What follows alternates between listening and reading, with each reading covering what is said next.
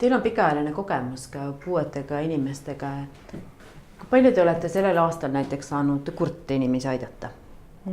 Sellel aastal olen ma umbes 5 inimesele, kuulmispuudega inimesele siis aidanud läbi tööturuteenuste tööle saada. Siis selle 10 kuu jooksul, mis praegu sellest aastast on olnud? Et üks meesterahvas läks puidutöötlemisfirmasse ja temaga käis kaasas küll tõlgina ema, aga pakkusime siis tööandjale tugiisiku teenust katseaja jooksul.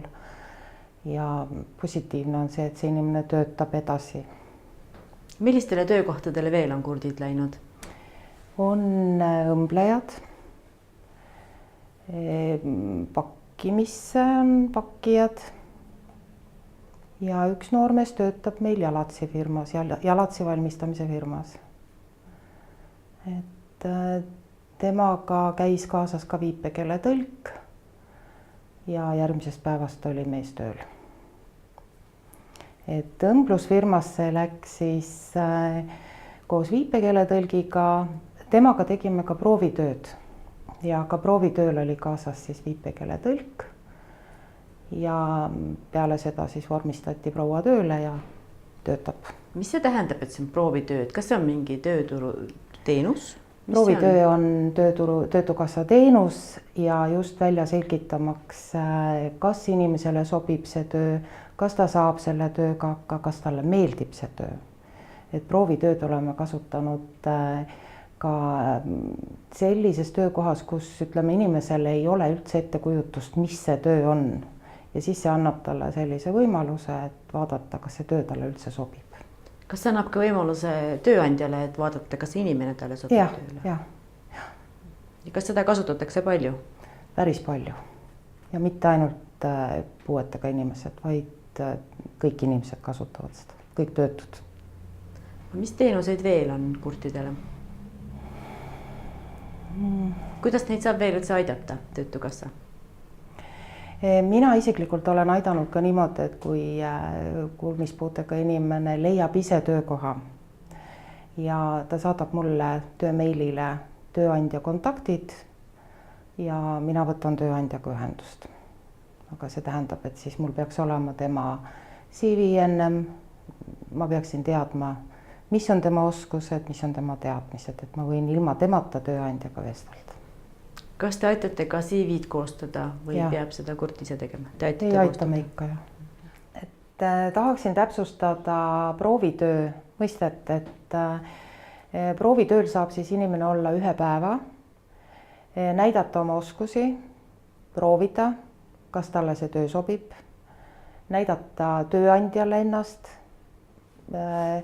ja selle eest tasu ei maksta, aga on õigus saada sõidutoetust. Inimene saab kaasa meie poolt suunamiskirja ja meie ootame seda suunamiskirja tagasi siis tööandja poolse kommentaariga, et kas inimene võetakse tööle või ei. Ja kui ei, et siis miks?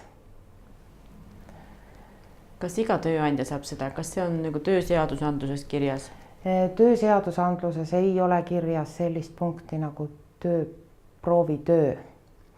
Ja kahjuks on meil olemas tööandjaid, kes kasutavad seda ära ja lasevad inimesel töötada 2-3 päeva ja raha ei maksa ja tööle ka ei võtta. Kas töötukassa teenusena on proovitöö 1 päev? Jah, 1 päev. Ja saatekirja alusel? Ja saatekirja suunamiskirja alusel ja tagasiside tuleb siis meile. Teie olete töötanud töötukassas üle 10 aastat. Millised on teie kogemused kurtide inimestega?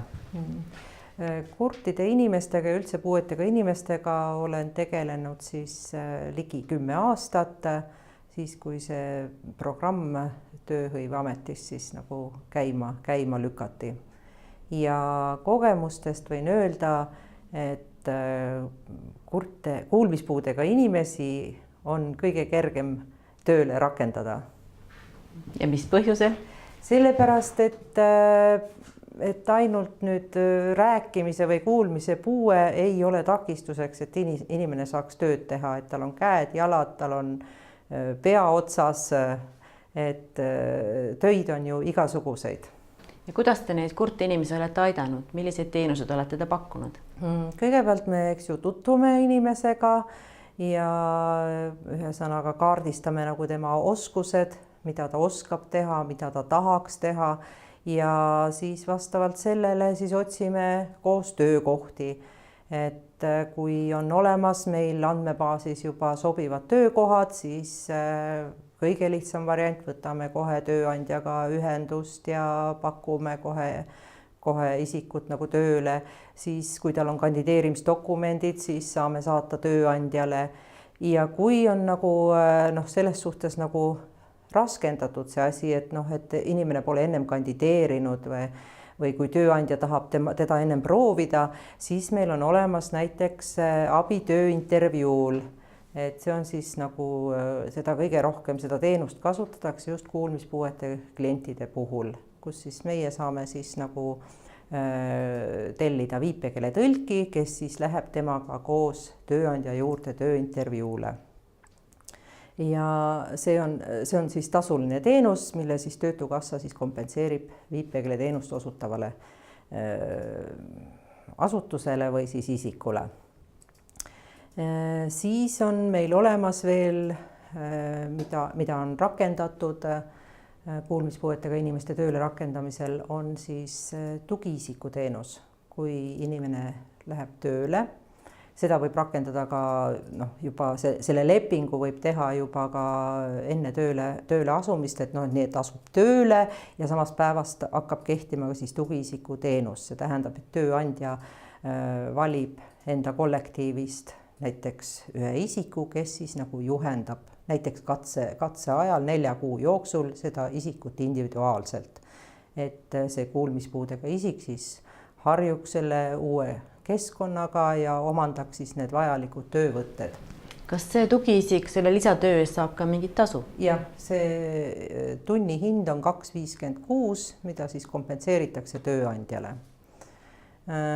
Tugiisikuteenus on üks, seda saab ka rakendada näiteks niimoodi, et inimene juba töötab ja tööandja teeb siis Töötukassale näiteks taotluse, et ta soovib tugiisikuteenust, kuna muidu on oht, et näiteks katse ajal siis lihtsalt tööleping lõpetatakse, kuna ta ei suuda neid oskusi omandada. Et võib ka töötavale inimesele pakkuda tugiisikuteenust. Siis on, ütlen, see on niimoodi, kui inimene läheb juba tööle.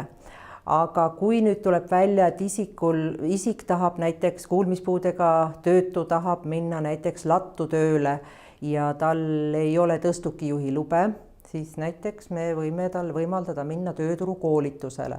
Et tööturukoolitus on ka selline teenus, kus siis individuaalselt selgitame välja selle puudega isiku töösoovid ja mis takistab näiteks sinna siis tööle minemast. Ja kui see on koolitus, siis me võimaldame seda.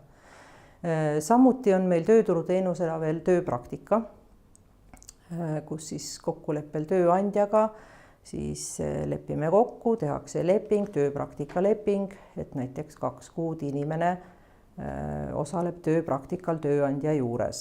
Et siis võib-olla selle praktika käigus tuleb veel välja, et kas tööle asumisel näiteks oleks vaja ka tugiisikuteenust või midagi siis muud või oleks vaja abivahendit, see on ka üks puuetega inimeste teenus Töötukassas.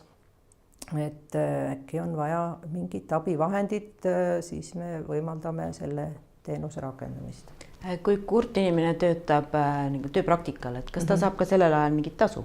Jah, ta saab sellest stipendiumit 3,84 eurot päevas, pluss veel transpordikompensatsioon, mis on kõigile ühtne, kuigi Tallinnas näiteks on transport tasuta, siis ikkagi kõigile praktikal või teenusel, ka koolitusel osalenul on õigus siis saada praktikatoetust. Ja praktika koha loomise eest saab ka tööandja toetust. Puudega inimesele maksab siis selle tasu Töötukassa? Töötukassa ja ka tööandjale maksab Töötukassa. Juhendamise eest? Jah, juhendamise eest, jah. aga kas te olete ka mõnikord töökohti kohandanud, on teil mingit sellist kogemust just kurtide inimestega? Ei, minul ei ole sellist kogemust. Võib-olla kui üle Eesti võtta, et võib-olla on kellelgi tulnud ette, aga minul ei ole olnud. Et siis vajadust ei ole olnud? No, ei ole jah vajadust olnud.